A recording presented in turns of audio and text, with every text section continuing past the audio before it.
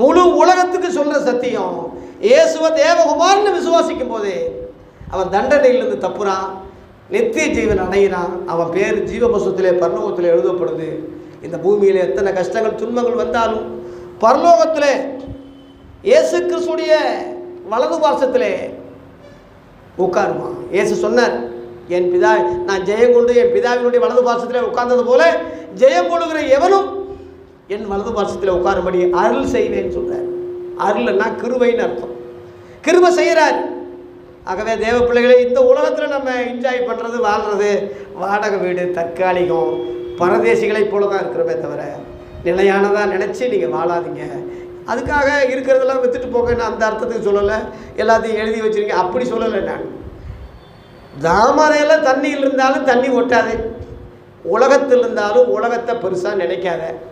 இதை கண்டு மகிழ்ச்சி, சந்தோஷம்.